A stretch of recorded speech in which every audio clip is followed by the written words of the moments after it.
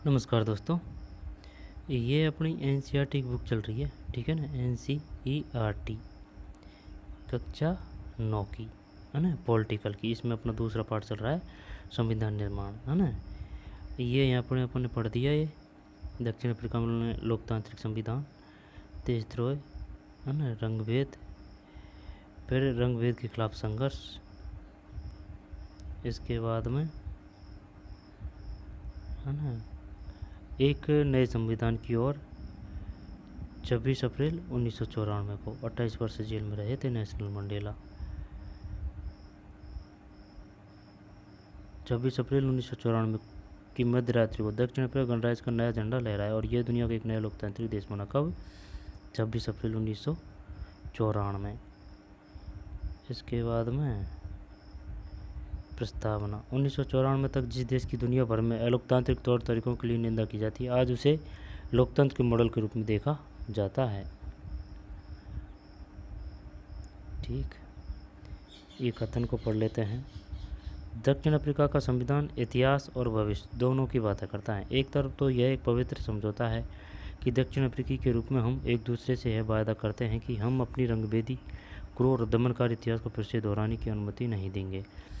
पर बात इतनी ही नहीं है, यह अपने देश को इसके सभी लोगों द्वारा वास्तविक अर्थों में साझा करने का घोषणा पत्र भी है। श्वेत और अश्वेत, स्त्री और पुरुष, यह देश पूर्ण रूप से हम सभी का है। हमें संविधान की जरूरत क्यों है? ठीक, यह तो गड़बड़ हो गई। अगर सभी बुनियादी बातों पर पहले ही फैसला हो गया था तो संविधान सभा बनाने का क्या औचित्य था? इसके बाद में भारतीय संविधान का निर्माण, है ना, ये पढ़ चुके हैं अपन। सरदार वल्लभ भाई, नहीं, वल्लभ भाई झावर भाई पटेल। पूरा नाम है वल्लभ भाई झावर भाई पटेल। 1875 से 1950। जन्म गुजरात। अंतरिम सरकार में गृह, सूचना एवं प्रसारण मंत्री, वकील और बारदोली किसान सत्याग्रह के नेता। भारतीय रियासतों के विलय में निर्णायक भूमिका, बाद में उप प्रधानमंत्री। सरोजिनी नायडू। 1879 से 1949। 1879 से 1949। आंध्र प्रदेश, कवयित्री, लेखिका, राजनीतिक कार्यकर्ता, कांग्रेस की अग्रणी महिला नेता, बाद में उत्तर प्रदेश की राज्यपाल, है ना, उत्तर प्रदेश की राज्यपाल। इसके बाद में इधर नहीं है, आगे चलते हैं। अबुल कलाम आज़ाद। 1888 से 1958। जन्म सऊदी अरब, शिक्षाविद, लेखक और धर्मशास्त्रों के ज्ञाता, अरबी के विद्वान, कांग्रेसी नेता, राष्ट्रीय आंदोलन में अग्रणी भूमिका, मुस्लिम अलगाववादी राजनीति के विरोधी, बाद में पहले केंद्रीय मंत्रिमंडल में शिक्षा मंत्री। टी कृष्णमाचारी, है ना भाई। अबुल कलाम आज़ाद पहले शिक्षा मंत्री कौन थे? अबुल कलाम आज़ाद। 1888 से 1958। 1888 से 1958। सऊदी अरब, शिक्षाविद, लेखक और धर्मशास्त्रों के ज्ञाता, शिक्षा मंत्री, केंद्रीय मंत्रिमंडल में शिक्षा मंत्री, अबुल कलाम आज़ाद। टी कृष्णमाचारी। 1899 से 1974। जन्म तमिलनाडु, प्रारूप कमेटी के सदस्य, उद्यमी और कांग्रेस नेता, बाद में केंद्रीय मंत्रिमंडल में वित्त मंत्री।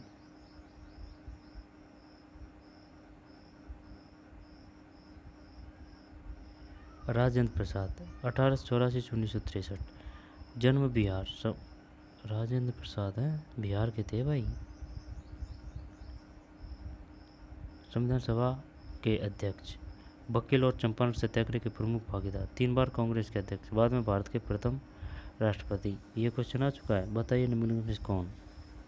3 बार कांग्रेस के भागीदारी बन चुके हैं, यानी कांग्रेस के अध्यक्ष हो चुके हैं डॉक्टर राजेंद्र प्रसाद। भारत में भारत के प्रथम राष्ट्रपति राजेंद्र प्रसाद। 1884 से 1963। जन्म बिहार, संविधान सभा के अध्यक्ष, वकील और चंपारण सत्याग्रह के प्रमुख भागीदार, 3 बार कांग्रेस के अध्यक्ष, बाद में भारत के प्रथम राष्ट्रपति, बाद में भारत के प्रथम राष्ट्रपति, बाद में भारत के राष्ट्रपति। कांग्रेस के 3 बार अध्यक्ष कौन बने थे? राजेंद्र प्रसाद। टी कृष्णाचारी कहाँ से संबंधित थे? तमिलनाडु। वित्त मंत्री कौन थे? कृष्णमाचारी। और 3 बार कांग्रेस के अध्यक्ष कौन बने हैं निम्नलिखित में से? नाम दे देगा 3 एक यहाँ से आ जाएगा, तो राजेंद्र प्रसाद। जब अपन कहाँ थे, है ना, ये पढ़ दिया अपन ने। इसके बाद में ये पूछ चुका है वो कि भाई चलिए ये बताइए, संविधान सभा की पहली बैठक कब हुई थी? दिसंबर 1946, दिसंबर, जनवरी, फरवरी, मार्च। दिसंबर 1946। और चुनाव कब हुए थे? जुलाई 1946।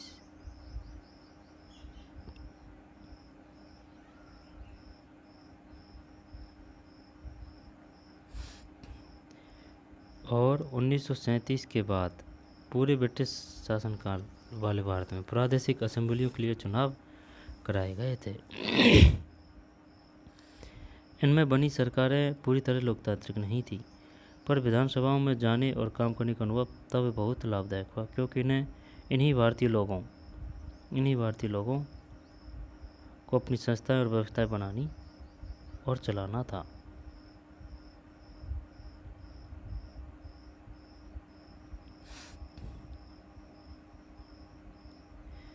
यहाँ से चालू करना है अपन को ना। जब इसके बाद में राजेंद्र प्रसाद है, फिर जयपाल सिंह। जयपाल सिंह 1903 से 1970। जन्म झारखंड। खिलाड़ी और शिक्षाविद, भारतीय हॉकी टीम के पहले कप्तान। बताइए निम्न में से कौन भारतीय हॉकी टीम के पहले कप्तान थे? जयपाल सिंह। H C Mukherjee. 1887 से 1956। जन्म बंगाल। संविधान सभा का उपाध्यक्ष, प्रसिद्ध लेखक और शिक्षाविद, कांग्रेसी नेता, ऑल इंडिया क्रिश्चियन काउंसिल और बंगाल विधानसभा के सदस्य, बाद में बंगाल के राज्यपाल। एस.सी. मुखर्जी, ठीक है ना, एच.सी. मुखर्जी।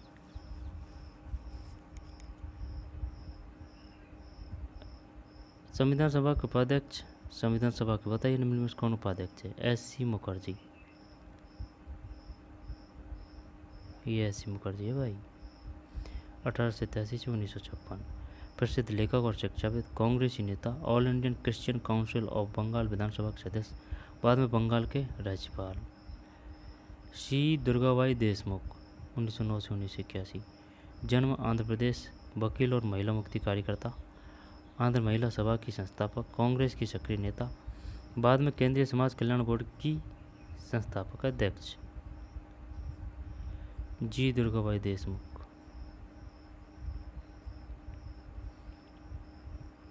बताइए निम्न में से किसका जन्म आंध्र प्रदेश में हुआ था? यहाँ पर जी भाई दुर्गाबाई देशमुख दिखे शायद। दुर्गाबाई देशमुख का जन्म हुआ था आंध्र प्रदेश। इसके बाद में ये बताइए, संविधान सभा की बैठक कितने दिन चली थी? 114 दिन, 113 दिन, 112 दिन, 110 दिन। 112 दिन, 12 मोटे मोटे खंडों में, कॉन्स्टिट्यूशन असेंबली डिबेट नाम से।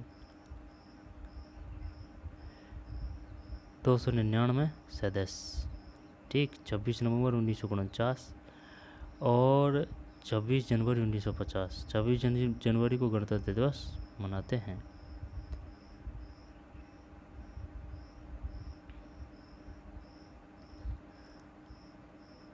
भारतीय संविधान निर्माताओं के बारे में यहाँ दी गई सभी जानकारी को पढ़ें। आपको यह जानकारी कंठस्थ करने की जरूरत नहीं है। इस आधार पर निम्नलिखित कथनों के पक्ष में उदाहरण प्रस्तुत करें। संविधान सभा में ऐसे अनेक सदस्य थे जो कांग्रेसी नहीं थे। सभा में समाज के अलग अलग समूहों का प्रतिनिधित्व था। सभा के सदस्यों की विचारधारा भी अलग अलग थी। भारतीय संविधान के बुनियादी मूल्य। अब यहाँ से पढ़ना है अपनों को। इस किताब में हम विभिन्न विषयों पर, है ना, भारतीय संविधान के बुनियादी मूल्य, ऐसे संविधान हम विभिन्न विषयों पर संविधान के प्रावधानों का अध्ययन करेंगे। अभी हम यही जानने की एक मिनट, भारतीय संविधान के बुनियादी मूल्य, इस किताब में हम विभिन्न विषयों पर संविधान के प्रावधानों का अध्ययन करेंगे। अभी हम यही जानने की कोशिश करें कि हमारे संविधान के पीछे दर्शन क्या है। यह काम हम दो तरीक़ों से कर सकते हैं। अपने नेताओं के संविधान संबंधी विचार पढ़कर हम इस बात को समझ सकते हैं, परंतु हमारा संविधान स्वयं अपने दर्शन के बारे में जो कहता है उसे पढ़ना ही उतना ही जरूरी है। संविधान की प्रस्तावना यही काम करती है। आइए इस बार पर बारी बारी से गौर करें। आइए इस पर बारी बारी से गौर करें। ठीक है।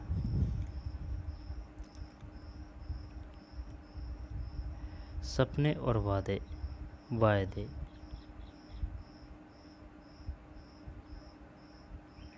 आप में से कुछ को भारतीय संविधान निर्माता की सूची में बड़ा नाम न होने पर हैरानी हुई होगी, यानी महात्मा गांधी का नाम। वे संविधान सभा के सदस्य नहीं थे, पर संविधान सभा के अनेक सदस्य उनके विचारों के अनुयायी थे। 1931 में अपनी पत्रिका यंग इंडिया, ये आ चुका है, ये क्वेश्चन आया था अभी। ये बताइए यंग इंडिया किसकी रचना है? महात्मा गांधी। कब? 1931 में। उन्होंने संविधान से अपनी अपेक्षा के बारे में लिखा। संविधान से अपनी अपेक्षा के बारे में लिखा था। मैं भारत के लिए ऐसा संविधान चाहता हूँ जो उसे गुलामी और अधीनता से मुक्त करे। मैं ऐसे भारत के लिए प्रयास करूँगा जिसे सबसे गरीब व्यक्ति भी अपना माने और उसे लगे कि देश को बनाने में उसकी भी भागीदारी है। ऐसा भारत जिसमें लोगों का उच्च वर्ग और निम्न वर्ग न रहे। ऐसा भारत जिसमें सभी समुदाय के लोग पूरे मेल जोल से रहें। ऐसे भारत में छुआछूत या शराब और नशीली चीज़ों के लिए कोई जगह न हो।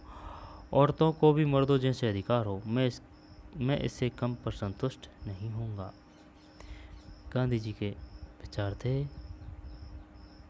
बलदेव सिंह।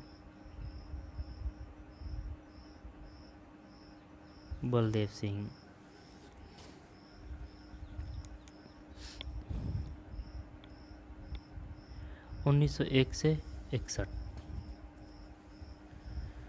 बलदेव सिंह 1901 से 61।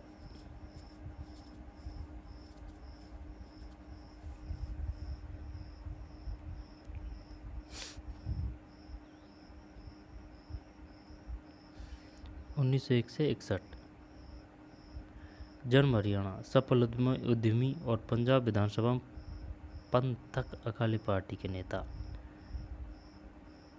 यानी कि 1901 से 61। जन्म हरियाणा, सफल उद्यमी और पंजाब विधानसभा में पंथक अकाली पार्टी के नेता। पंथक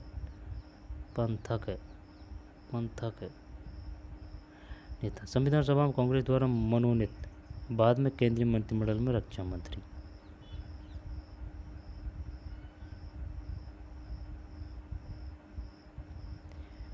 कन्हैयालाल माणिकलाल मुंशी 1887 से 1971।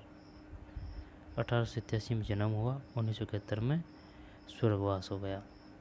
जब यानी कि 71 साल तो ये होगी और 3 साल ये होगी। 3 साल कहीं को होगी भाई, 3 90 13 साल, जब 4 7 रहे 8, 84 साल जिए थे भाई। वकील और इतिहासकार और भाषाविद, कांग्रेसी नेता और गांधीवादी। बाद में केंद्रीय मंत्रिमंडल में मंत्री, स्वतंत्र पार्टी के संस्थापक। कन्हैयालाल माणिकलाल मुंशी 1887 से 1971। ये है भाई कन्हैयालाल माणिकलाल मुंशी 1887 से 1971। जन्म गुजरात। वकील हैं, इतिहासकार और भाषाविद, कांग्रेसी नेता और गांधीवादी। बाद में केंद्रीय मंत्रिमंडल में मंत्री, स्वतंत्र पार्टी के संस्थापक। श्यामा प्रसाद मुखर्जी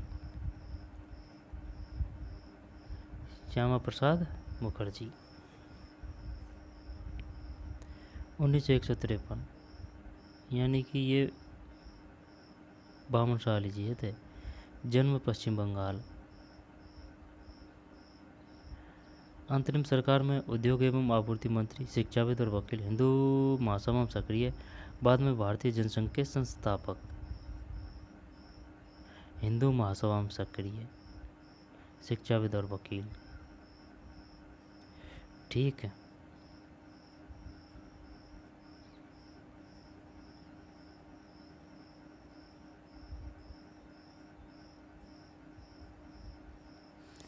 अपन खाते यहाँ थे, है ना। यंग इंडिया में उन्होंने संविधान से अपनी अपेक्षा के बारे में लिखा, अपेक्षा के बारे में लिखा। हिंदी में ना, हिंदी में यह क्वेश्चन आ चुका है, अपेक्षा मतलब क्या है।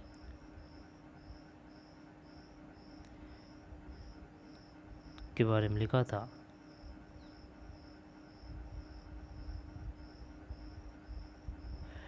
दूसरों से लिखते उन्होंने अक्सर, है ना भाई, बारी बारी से गौर करें।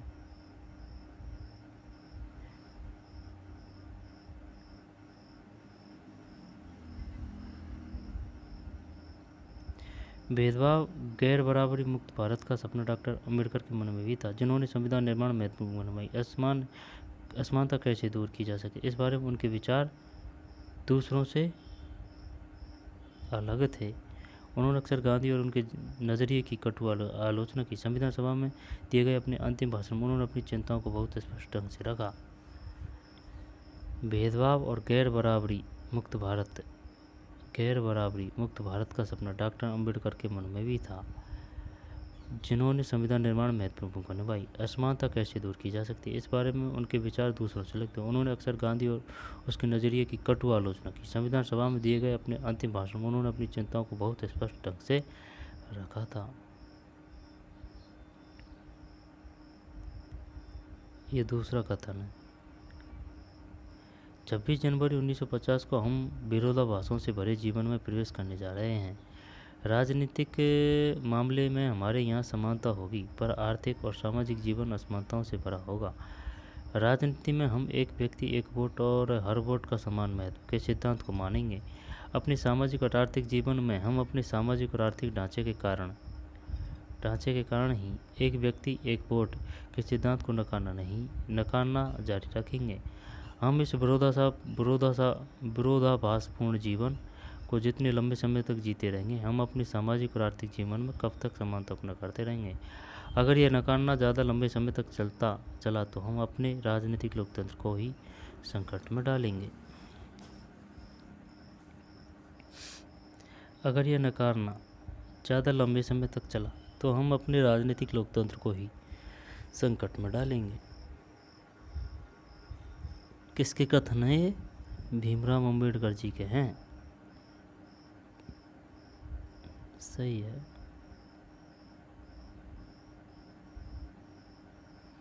वो ये से भी दे सकता है, ये दे दिया उठा के, चल बताइए कथन किसका है। भीमराव रामजी अंबेडकर, ये पूरा नाम है। 1891 से 1956, यानी कि 9 साल तो वे, है ना, और 56, 9 10 11 12 13 14 15, 5 5 और 1 6, 65 साल। जन्म मध्य प्रदेश। प्रारूप कमेटी के अध्यक्ष। प्रारूप यानी कि ड्राफ्टिंग, ये अपन ने ऐसे किया था, ड्राफ्टिंग डॉ से डॉक्टर भीमराव। अध्यक्ष। सामाजिक क्रांतिकारी चिंतक, जातिगत बंटवारे और भेदभाव के खिलाफ अग्रणी आंदोलनकारी, बाद में स्वतंत्र भारत की पहली सरकार में कानून मंत्री, रिपब्लिकन पार्टी ऑफ इंडिया के संस्थापक। आई बात समझ में। जन्म मध्य प्रदेश। प्रारूप कमेटी के अध्यक्ष, सामाजिक क्रांतिकारी चिंतक, जातिगत बंटवारे और भेदभाव के खिलाफ अग्रणी आंदोलनकारी, बाद में स्वतंत्र भारत की पहली सरकार में कानून मंत्री, रिपब्लिकन पार्टी ऑफ इंडिया के संस्थापक।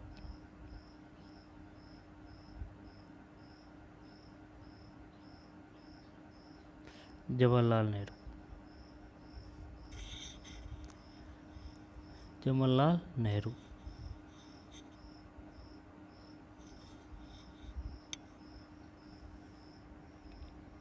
1889 से 1964, यानी कि 10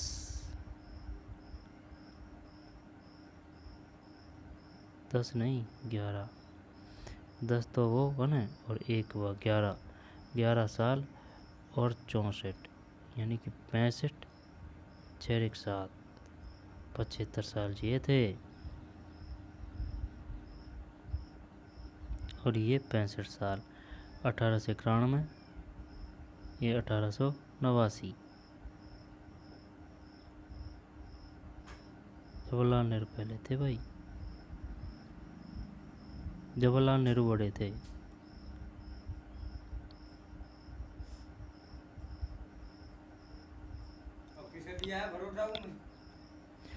जवाहरलाल नेहरू 1889 से 1964, ठीक है ना।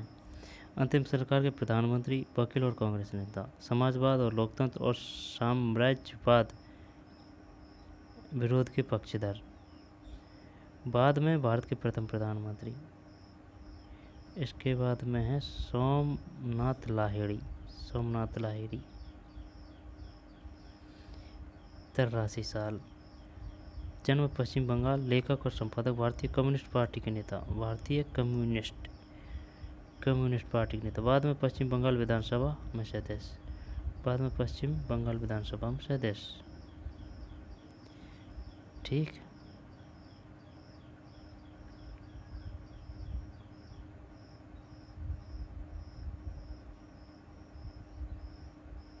ये पढ़ लिया अपन ने, है ना। यहाँ से क्वेश्चन आएगा पक्का। आखिर में आइए हम 15 अगस्त 1947 की मध्य रात्रि के समय संविधान में दिए जवाहरलाल नेहरू के प्रसिद्ध भाषणों को याद कर रखें। और 15 अगस्त कल है भाई, है ना, 15 अगस्त 2023, 15 अगस्त कल है, बहुत बड़ा दिन है कल। आखिर में आइए हम 15 अगस्त 1947 की मध्य रात्रि के समय संविधान सभा में दिए गए जवाहरलाल नेहरू के प्रसिद्ध भाषणों को याद करें। वर्षों पहले हमने अपनी नियति के साथ साक्षात्कार किया था और अब वक्त आ गया है कि हम अपने वायदों पर अमल करें, पूरी तरह या हर तरह से नहीं तो काफ़ी हद तक। वायदों पर अमल करें, पूरी तरह या हर तरह से नहीं तो काफ़ी हद तक। घड़ियाँ जब ठीक मध्य रात्रि का घंटा हो जाएगी, जब सारी दुनिया सोती रहेगी, तब भारत नए जीवन की शुरुआत करेगा, आज़ाद होगा। इतिहास में कभी कभार ही सही पर एक ऐसा क्षण जरूर आता है जब हम पुरानों को छोड़कर नए में प्रवेश करते हैं, जब एक युग का अंत होता है और जब लंबे समय से किसी राष्ट्र की दबी हुई आत्मा प्रस्फुटित होती है, आवाज़ पाती है। ऐसे पवित्र क्षण में हम अपने आप को भारत और उसके लोगों तथा उससे भी अधिक मानवता की सेवा में समर्पित करें। यदि हमारे लिए उचित है, यही हमारे लिए उचित है। आज़ादी और सत्ता जिम्मेवारियाँ लाती है। भारत के संप्रभु लोगों का प्रतिनिधित्व करने वाली इस संप्रभुता संपन्न सभा के ऊपर अब जिम्मेवारी है। भारत के संप्रभु लोगों का प्रतिनिधित्व करने वाली इस संप्रभुता संपन्न सभा के ऊपर अब जिम्मेवारी है। आज़ादी के जन्म से पूर्व हमने पूरी प्रसव पीड़ा झेली है और इस क्रम में हुए दुखों से हमारा दिल भारी है। इसमें कुछ दर्द अब भी बने हुए हैं, फिर भी इतिहास अब बीत चुका है और अब भविष्य में हमें सुनहरे संकेत दे रहा है। यह भविष्य बहुत आराम करने या सुस्ताने का नहीं, बल्कि उन वायदों को पूरा करने के लिए निरंतर प्रयास करने का है जिन्हें हमने अक्सर किया है, और एक शपथ हम आज भी लेंगे। भारत की सेवा करने का अर्थ है दुख और परेशानियों में पड़े लाखों करोड़ लोगों की सेवा करना। इसका अर्थ है दरिद्रता का, अज्ञान और बीमारियों का, अवसर की असमानता का अंत। हमारे युग के महानतम आदमी की कामना हर आँख से आंसू पहुँचने की। संभव है यह काम हमारे भर से पूरा न हो, यह संभव है यह काम हमारे भर से पूरा न हो, पर जब तक लोगों की आंखों में आंसू है, कष्ट है, तब तक हमारा काम खत्म नहीं हुआ। बढ़िया कथन था भाई।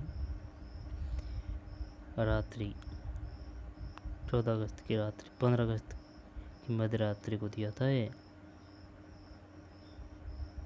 पहले 3 उद्धरणों को गौर से पढ़ें, पहचानिए कि कौन सा एक विचार इन तीनों उद्धरणों में उपस्थित है। इन तीनों उद्धरणों में इस साझे विचार को व्यक्त करने का तरीका किस एक दूसरे से भिन्न है। क्या कहाँ पहुँचे, क्या समझे। अब है संविधान का दर्शन। जब कितना बड़ा हो रहा पाठ, संविधान का दर्शन।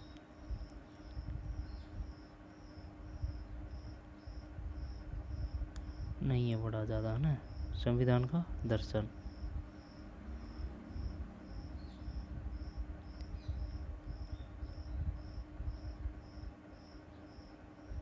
श्यामा प्रसाद मुखर्जी, संविधान का दर्शन।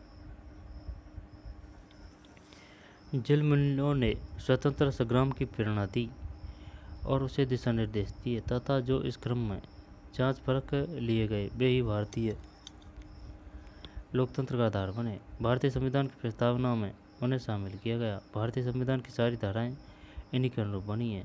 संविधान की शुरुआत बुनियादी मूल्यों को एक छोटी सी उद्देशिका के साथ होती है। इसे संविधान की प्रस्तावना उद्देशिका कहते हैं। अमेरिकी संविधान की प्रस्तावना से प्रेरणा लेकर समकालीन दुनिया के अधिकांश देश। एक मिनट। संविधान का दर्शन। जिन मूल्यों ने स्वतंत्रता संग्राम की प्रेरणा दी और उसे दिशा निर्देश दिए तथा जो इस क्रम में जांच परख लिए गए वे ही भारतीय लोकतंत्र का आधार बने। भारतीय संविधान की प्रस्तावना में उन्हें शामिल किया गया। भारतीय संविधान की सारी धाराएं इन्हीं के अनुरूप बनी हैं। संविधान की शुरुआत बुनियादी मूल्यों की एक छोटी सी उद्देशिका के साथ होती है। संविधान की शुरुआत बुनियादी मूल्यों की एक छोटी सी उद्देशिका,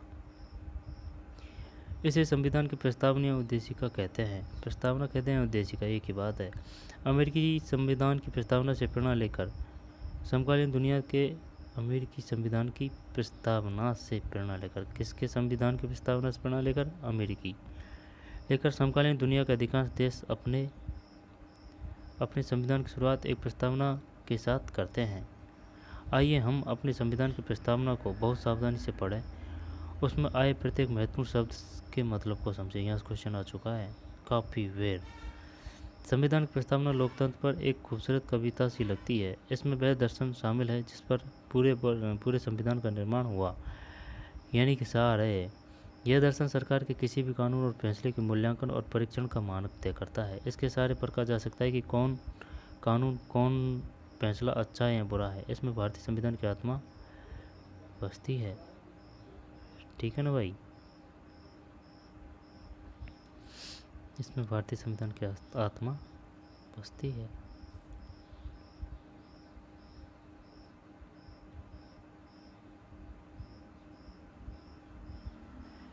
संयुक्त राज्य हम सभी लोग, संयुक्त राज्य के हम सभी लोग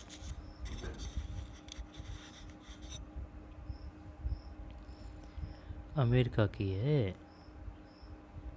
ना। अधिक अच्छा संघ बनाने, न्याय की स्थापना करने, घरेलू शांति बनाने, साझा सुरक्षा व्यवस्था बनाने, जन कल्याण को बढ़ावा देने तथा अपने और अपनी समृद्धि में स्वतंत्रता का लाभ लेने के लिए संयुक्त राज्य अमेरिका के इस संविधान को स्थापित करते हैं और इसका अभिषेक करते हैं। संयुक्त राज्य हम सभी लोग अधिक अच्छा संघ बनाने, न्याय की स्थापना करने, घरेलू शांति बनाने, साझा सुरक्षा व्यवस्था बनाने, जन कल्याण को बढ़ावा देने तथा अपने और अपनी समृद्धि में स्वतंत्रता का लाभ लेने के लिए संयुक्त राज्य अमेरिका के इस संविधान को स्थापित करते हैं और इसका अभिषेक करते हैं। अभिषेक।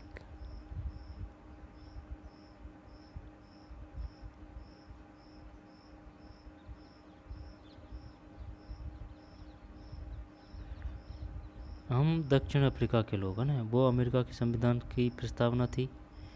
अब ये दक्षिण अफ्रीका के लोगों की, ये जो बना था 1994 में 27 अप्रैल है ना, और वो अमेरिका का संविधान शायद 1789 नहीं, कुछ ऐसे, यानी काफ़ी पुराना है। अपने इतिहास में हुए अन्याय को स्वीकार करते हैं, अपनी भूमि पर आज़ादी और न्याय के लिए संघर्ष करने में कष्ट उठाने वालों को सलाम करते हैं। झूम कर लेते हैं, सलाम करते हैं। अपने देश को बनाने और विकसित करने में मदद करने वालों का आदर करते हैं। ठीक है, और मानते हैं कि दक्षिण अफ्रीका उन सभी का है, उन सभी का, ये अपने नहीं है, उन सभी का। अपन ने अंग्रेज़ों को अलाउ नहीं किया और बाकी सबों को अलाउ किया था। यह रहते हैं, यहाँ की विविधता से जुड़े हैं, इसलिए स्वतंत्र रूप से चुने अपने प्रतिनिधियों के माध्यम से अपने गणतंत्र के सर्वोच्च कानून के तौर पर इस संविधान को स्वीकार करते हैं, जिससे पहले के विभाजन मिटे और लोकतांत्रिक मूल्यों, सामाजिक न्याय और मौलिक मानवाधिकारों पर आधारित एक समाज बन सके।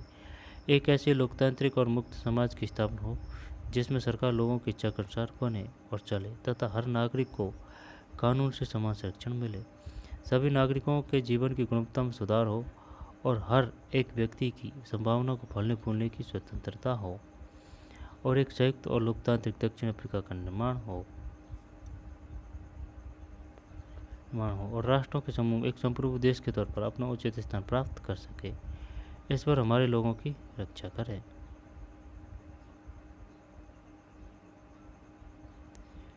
ठीक है ना भाई, अधिकांश देश अपने ये पढ़ चुके हैं अपन ना।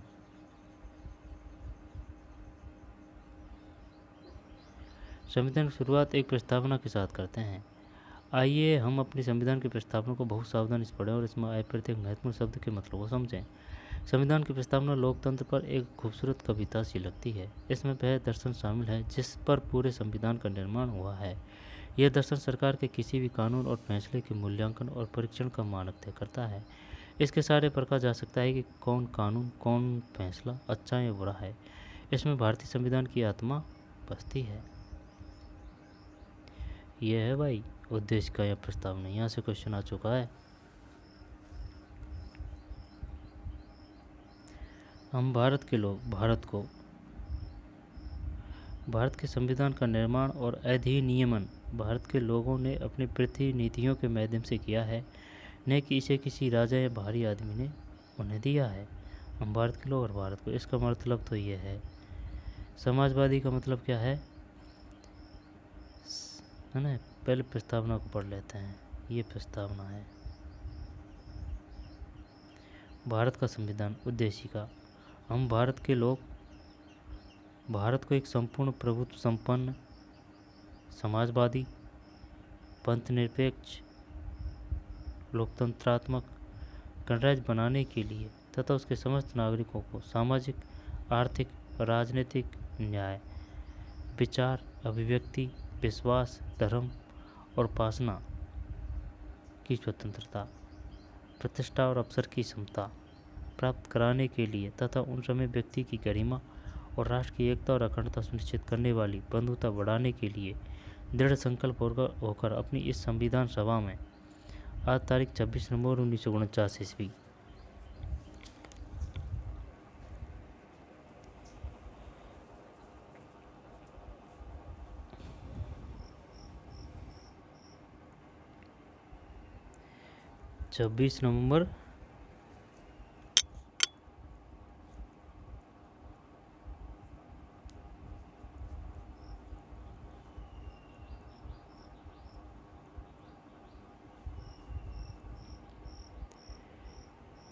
26 नवंबर 1949 ईस्वी। मिति मार्ग शीर्ष शुक्ला सप्तमी संवत 2006 विक्रम संवत कौन सा था 2006 को एतत्व द्वारा इस संविधान को अंगीकृत, अधिनियमित और आत्मार्पित करते हैं।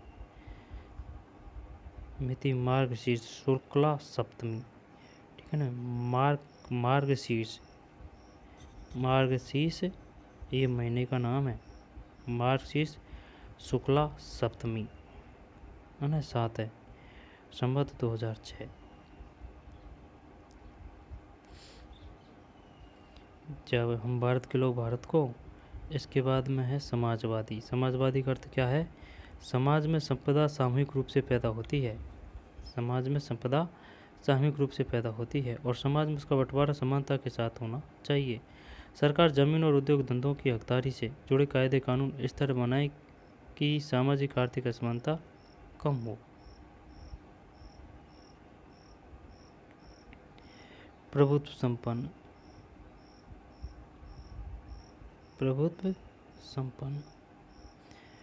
लोगों को अपने से जुड़े हर मामले में फैसला करने का सर्वोच्च अधिकार है। कोई भी बाहरी शक्ति भारत की सरकार को आदेश नहीं दे सकती। प्रभुत्व संपन्न का मतलब यह है, लोगों को अपने से जुड़े हर मामले में फैसला करने का सर्वोच्च अधिकार है। कोई भी बाहरी शक्ति भारत की सरकार को आदेश नहीं दे सकती। पंथ निरपेक्ष। पंथ निरपेक्ष का मतलब है इसमें है ना, ये जो जो जो कलर का दे रखा है, जैसे कि ये कलर है तो इस कलर की डिटेल ये रही, रेड वाले की रेड वाले में, हरे वाले की हरे वाले में है। प्रभुत्व संपन्न है। पंथ निरपेक्ष। नागरिकों को किसी भी धर्म को मानने की पूरी स्वतंत्रता है, लेकिन कोई धर्म आधिकारिक नहीं है। सरकार सभी धार्मिक मान्यताओं और आचरणों को समान सम्मान देगी। आधिकारिक नहीं है, आई समझ में, यानी कि कोई सरकार का धर्म नहीं है। गणराज्य। गणराज्य का मतलब क्या है? शासन का प्रमुख लोगों द्वारा चुना हुआ व्यक्ति होगा, न कि किसी वंश या राज्य खानदान का। समता का मतलब क्या है? कानून के समक्ष सभी लोग समान हैं। पहले से चली आ रही सामाजिक असमानताओं को समाप्त होना होगा। सरकार हर नागरिक को समान अवसर उपलब्ध कराने की व्यवस्था करे। बंधुता। हम सभी ऐसा आचरण करें जैसे कि हम एक परिवार के सदस्य हों। कोई भी नागरिक किसी दूसरे नागरिक को अपने से कमतर न माने। ये बात तो सही है। कोई भी नागरिक किसी दूसरे नागरिक को अपने से कमतर न माने। स्वतंत्रता। नागरिक कैसे खोजें, नागरिक कैसे सोचें, किस तरह अपने विचारों को अभिव्यक्त करें और अपने विचारों पर किस तरह अमल करें, इस पर कोई अनुचित पाबंदी नहीं है। नागरिक कैसे सोचें, किस तरह अपने विचारों को अभिव्यक्त करें और अपने विचारों पर किस तरह अमल करें, इस पर कोई अनुचित पाबंदी नहीं है। न्याय। नागरिकों के साथ उनकी जाति, धर्म और लिंग के आधार पर भेदभाव नहीं किया जा सकता। नागरिकों के साथ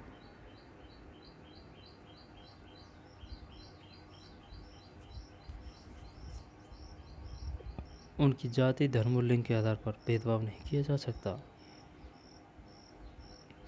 लोकतंत्रात्मक। लोकतंत्रात्मक का मतलब है सरकार का एक ऐसा स्वरूप जिसमें लोगों को समान राजनीतिक अधिकार प्राप्त रहते हैं। लोग अपने शासन का चुनाव करते हैं और उसे जवाबदेह बनाते हैं। यह सरकार कुछ बुनियादी नियमों के अनुरूप चलती है। लोकतंत्रात्मक सरकार का एक ऐसा स्वरूप जिसमें लोगों को समान राजनीतिक अधिकार प्राप्त रहते हैं। लोग अपने शासन का चुनाव करते हैं और उसे जवाबदेह बनाते हैं। यह सरकार कुछ बुनियादी नियमों के अनुरूप चलती है।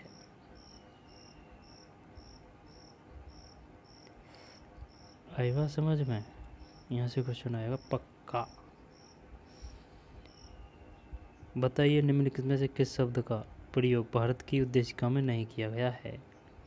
यहाँ पर निम्नलिखित शब्दों को क्रमबद्ध कीजिए, ठीक है ना। यहाँ पर निम्नलिखित में किस शब्द का प्रयोग किया गया है, ये क्वेश्चन आ चुका है। भारत के लोगों, भारत के वासियों, भारत की आम जनता, ऐसे हम भारत के लोग। प्रभुत्व संपन्न, समाजवादी, है ना, समाजवादी। पंथ निरपेक्ष, लोकतंत्रात्मक, गणराज्य, सामाजिक आर्थिक और राजनीतिक न्याय, विचार अभिव्यक्ति, विश्वास, धर्म और उपासना की स्वतंत्रता, प्रतिष्ठा और अवसर की समता प्राप्त करने के लिए, ठीक है, राष्ट्र की एकता और अखंडता सुनिश्चित करने वाली बंधुता बढ़ाने के लिए दृढ़ संकल्प होकर अपनी संविधान सभा में आज तारीख 26 नवंबर 1949 ईस्वी, ठीक है ना। समाजवादी और पंथ निरपेक्ष शब्दों को 42वें संविधान संशोधन 1976 द्वारा संविधान की उद्देशिका में जोड़ा गया है। समाजवादी और पंथ निरपेक्ष शब्दों को 42वें यानी कि 1976 में कौन सा संविधान संशोधन हुआ था? 42वां। 4 और 2 6, है ना, 76 6 42। संयुक्त राज्य अमेरिका, भारत और दक्षिण अफ्रीका के संविधान प्रस्तावना की तुलना कीजिए। इन सभी में जो विचार साझा है उनकी सूची बनाएं। इन सभी में कम से कम एक बड़े अंतर को रेखांकित करें। तीनों में से कौन सी प्रस्तावना अतीत की ओर संकेत करती है? इन प्रस्तावना में से कौन सी ईश्वर के आह्वान नहीं करती? इन सभी में जो विचार साझा है उनकी सूची बनाएं। इन सभी में कम से कम एक बड़े अंतर को रेखांकित करें। तीनों में से कौन सी प्रस्तावना अतीत की ओर संकेत करती है? इन प्रस्तावनाओं में से कौन सी ईश्वर का आह्वान नहीं करती? इन प्रस्तावनाओं में से कौन सी ईश्वर का आह्वान नहीं करती है?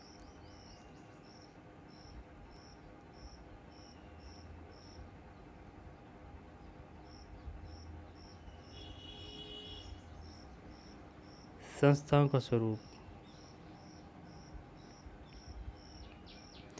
संविधान सिर्फ मूल्यों और दर्शन का बयान भर नहीं है, जैसा कि हमने पहले जिक्र किया है। संविधान इन मूल्यों को संस्थागत रूप देने की कोशिश है, जिसे हम भारत का संविधान कहते हैं। उसका अधिकांश हिस्सा इन्हीं व्यवस्थाओं को तय करने वाला है।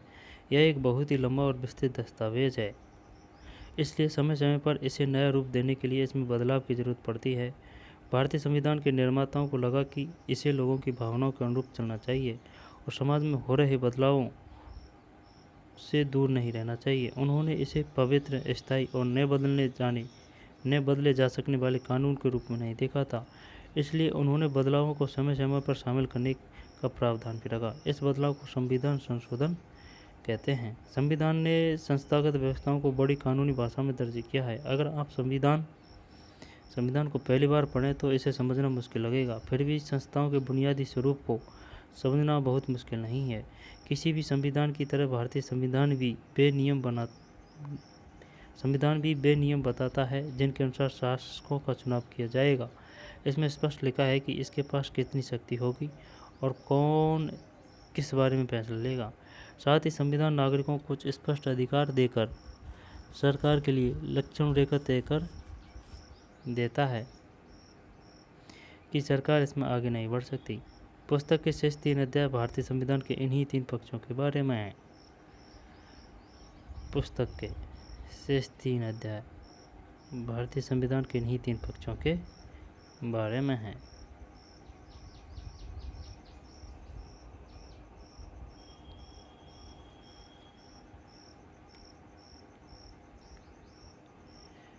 पुस्तक के शेष 3 अध्याय भारतीय संविधान के इन्हीं 3 पक्षों के बारे में कौन कौन से?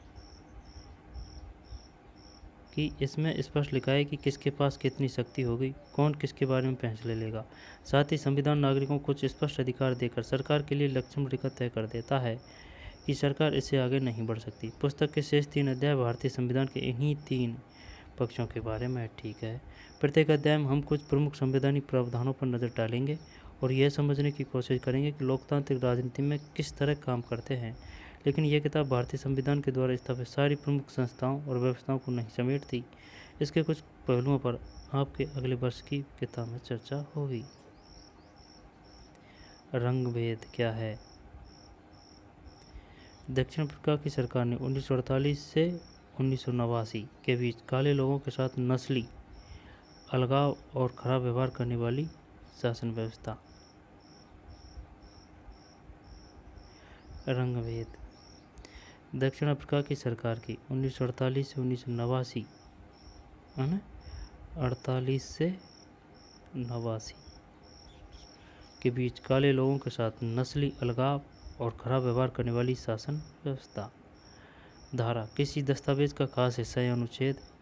ठीक है ना। रंगभेद का मतलब यह है, धारा का मतलब यह है। संविधान का अर्थ है देश का सर्वोच्च कानून। इसमें किसी देश की राजनीतिक और समाज को चलाने वाले मौलिक कानून होते हैं। संविधान संशोधन देश की सर्वोच्च विधायी संस्था द्वारा उस देश के संविधान में किया जाने वाला बदलाव। संविधान सभा जनप्रतिनिधियों की वह सभा जो संविधान लिखने का काम करती है। प्रारूप किसी कानूनी दस्तावेज का प्रारंभिक रूप।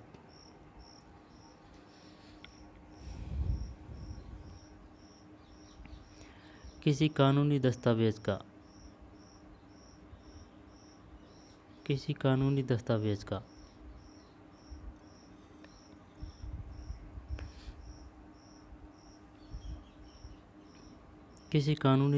का प्रारंभिक रूप। किसी कानूनी दस्तावेज का प्रारंभिक रूप।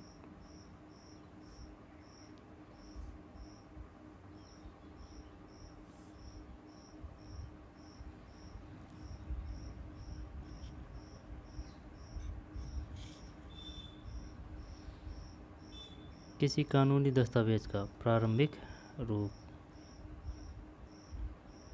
दर्शन, किसी कानूनी दस्तावेज प्रारंभिक रूप। किसी सोच और काम को दिशा देने वाले सबसे बुनियादी विचार।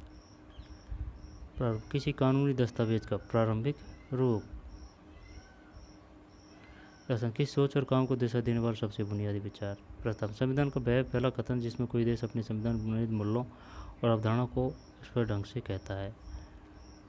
ऑप्शन देगा ना वो तो शानदार, जब बनेगा क्वेश्चन जोरदार कि बताइए संविधान संशोधन क्या है, इसे कहते हैं या इसे कहते हैं, या फिर संविधान संशोधन से संबंधित निम्न में से कौन से कथन सत्य हैं, या कथन के कारण की व्याख्या कर रहा है या नहीं कर रहा है, वगैरह वगैरह। संविधान संशोधन, संविधान सभा, प्रारूप, दर्शन, प्रारूप एंड ड्राफ्टिंग। प्रारूप, प्रारंभिक रूप। दर्शन, किसी सोच और काम को दिशा देने वाले सबसे बुनियादी विचार। प्रस्तावना, संविधान का वह पहला कथन जिसमें कोई देश अपने संविधान के बुनियादी मूल्यों और अवधारणाओं को ढंग से कहता है। ये पार्ट था भाई हैं, ये हो चुका है।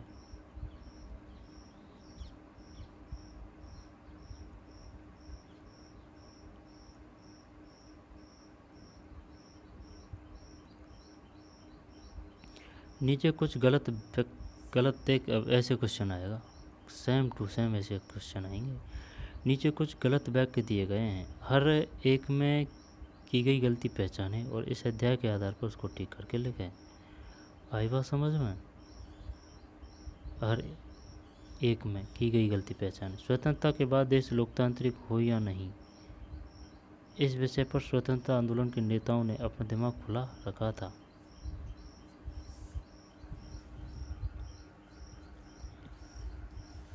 लोकतांत्रिक हो या नहीं, लोकतंत्र होएगा ही और क्या। इस विषय पर खुला क्या, वो तो लोकतांत्रिक ही रखना चाहते थे, नहीं का तो ऑप्शन ही नहीं है। भारतीय संविधान सभा के सभी सदस्य संविधान में कही गई हर एक बात पर सहमत थे, नहीं, हर एक बात पर सहमत नहीं थे। जिन देशों में संविधान है वहाँ लोकतांत्रिक शासन व्यवस्था ही होगी, नहीं, ये जरूरी नहीं है कि भाई जहाँ लोकतांत्रिक शासन व्यवस्था है, जिन देशों में संविधान है वहाँ लोकतांत्रिक शासन व्यवस्था ही होगी, ये जरूरी नहीं है। संविधान देश का सर्वोच्च कानून होता है, इसलिए इसमें बदलाव नहीं किया जा सकता, नहीं, बदलाव किया जा सकता है। दक्षिण अफ्रीका का लोकतांत्रिक संविधान बनाने में इनमें से कौन सा टकराव सबसे महत्वपूर्ण था? दक्षिण अफ्रीका और उसके पड़ोसी देशों का, नहीं, ये कोई मैटर नहीं था। स्त्री पुरुषों का, ये भी मैटर नहीं था। गोरे अल्पसंख्यक और अश्वेत बहुसंख्यक को, ये मेन था। अब ऐसा कैसा क्वेश्चन आएगा, रंगीन चमड़ी वाले बहुसंख्यक और अश्वेत अल्पसंख्यकों को, नहीं, गोरे अल्पसंख्यक और अश्वेत बहुसंख्यकों का। लोकतांत्रिक संविधान में इनमें से कौन सा प्रावधान नहीं करता? जब नहीं करता, शासन के प्रमुख के अधिकार, शासन प्रमुख का नाम, विधायिका के अधिकार, देश का नाम। लोकतांत्रिक संविधान में इनमें से कौन सा प्रावधान नहीं करता, नहीं रहता?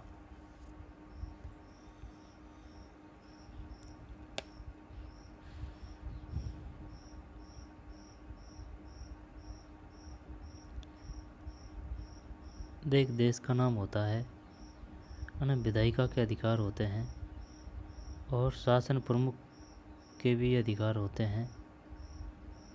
शासन प्रमुख का नाम, शासन प्रमुख का नाम,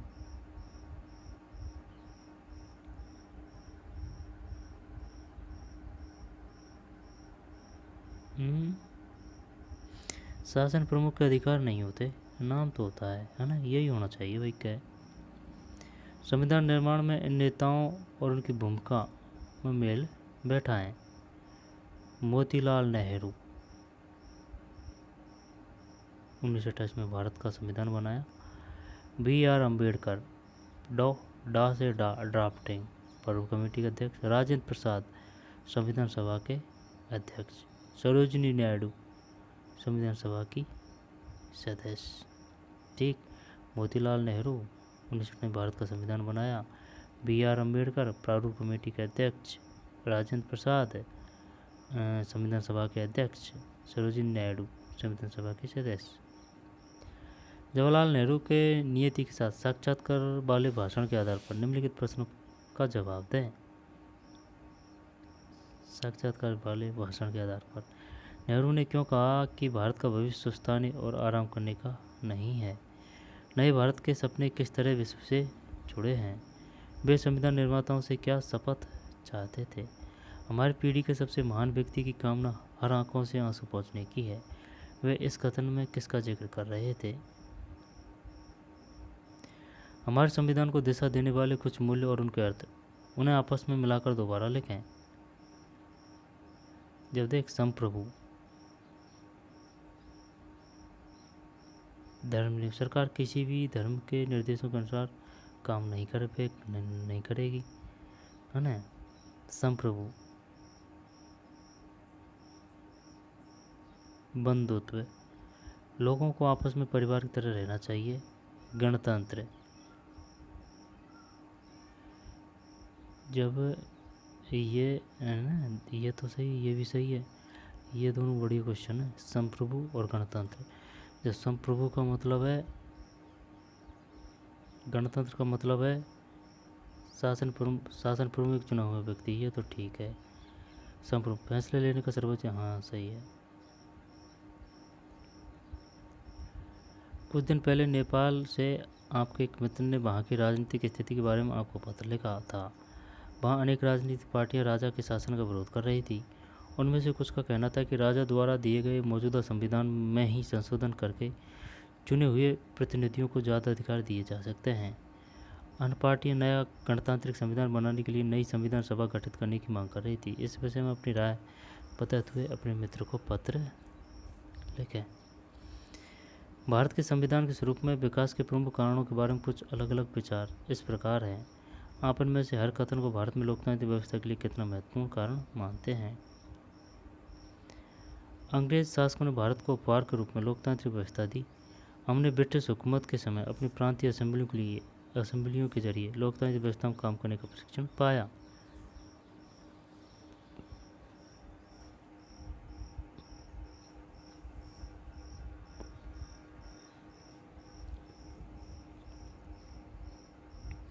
दोबारा से ना, अंग्रेज शासकों ने भारत को उपहार के रूप में लोकतांत्रिक व्यवस्था दी।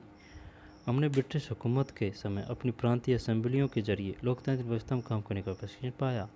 हमारे स्वतंत्रता संग्राम ने औपनिवेशिक शोषण और भारतीय लोगों को तरह तरह की आज़ादी न दिए जाने का विरोध किया। ऐसे में स्वतंत्र भारत को लोकतांत्रिक होना ही था।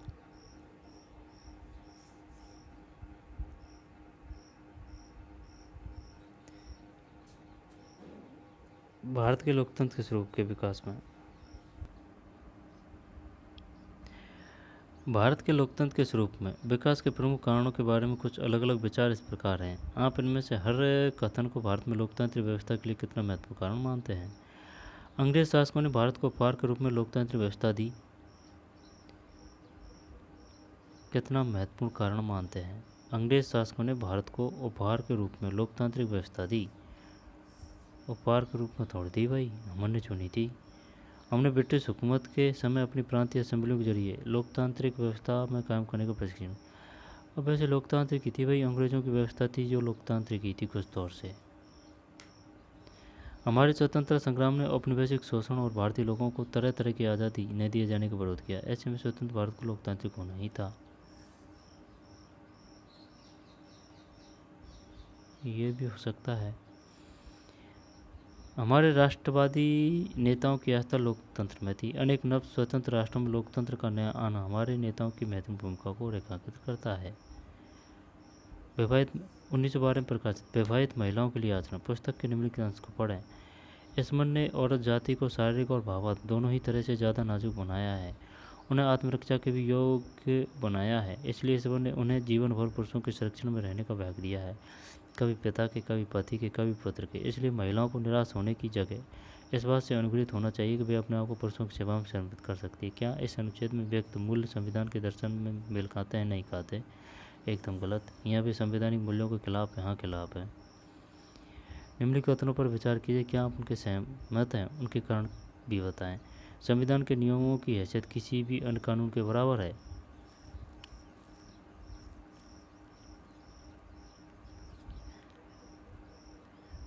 नहीं, अन्य कानून से ऊपर है। संविधान बताता है कि शासन व्यवस्था के विविध अंगों का गठन किस तरह होगा। शासन व्यवस्था के विविध अंगों का गठन किस तरह होगा। नागरिकों के अधिकार और सरकार की सत्ता की सीमा का उल्लेख भी संविधान में स्पष्ट रूप में है। संविधान संस्थाओं की चर्चा करता है, उसका मूल्यों से कुछ लेना देना नहीं है। संविधान के नियमों की हैसियत किसी भी अन्य कानून के बराबर है। संविधान बताता है कि शासन व्यवस्था के विविध अंगों का गठन किस तरह होगा। नागरिकों के अधिकार और सरकार की सत्ता की सीमा को उल्लेख भी संविधान में स्पष्ट रूप में समझ में कुआरी बात देख भाई ये बोल रहा है, निम्नलिखित कथनों पर विचार कीजिए, क्या आप उनसे सहमत हैं, उसके कारण बताइए। संविधान के नियमों की हैसियत किसी भी अन्य कानून के बराबर नहीं है, उनसे ऊपर है। संविधान बताता है कि शासन व्यवस्था के विविध अंगों का गठन किस तरह होगा।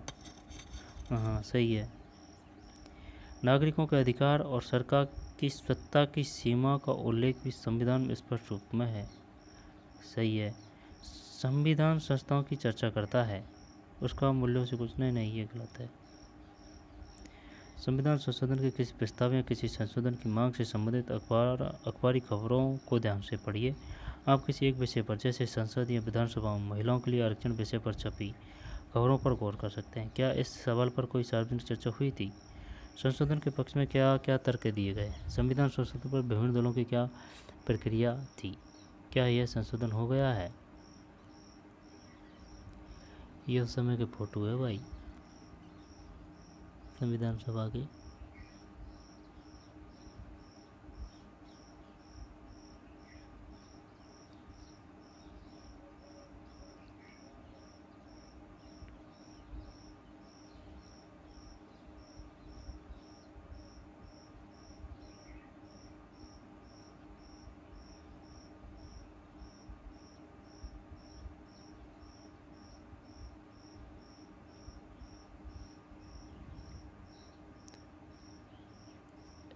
ये मुझे मोतीलाल नेहरू से लग रहे हैं यार, हैं?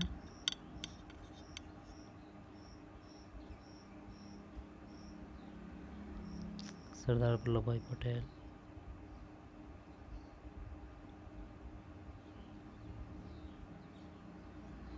इंदिरा गांधी।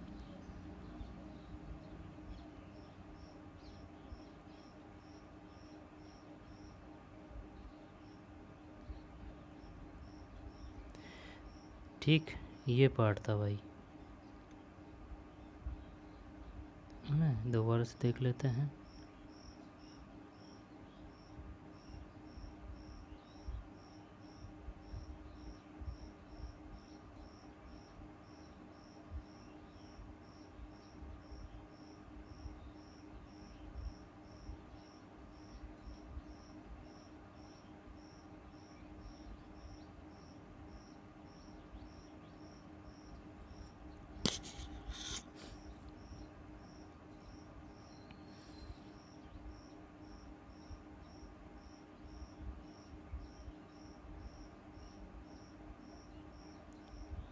वल्लभ भाई जावर भाई पटेल, भारतीय संविधान का निर्माण। हमें संविधान की जरूरत क्यों है?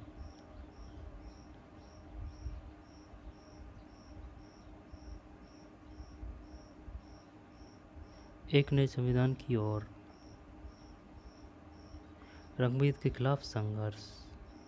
1964 में रंगभेद से चलने वाली शासन व्यवस्था का विरोध करने के लिए आजीवन कारावास की सजा दी गई थी नेल्सन मंडेला जी को। दक्षिण अफ्रीका में लोकतांत्रिक संविधान। तो चलिए मिलते हैं नए वीडियो में, धन्यवाद।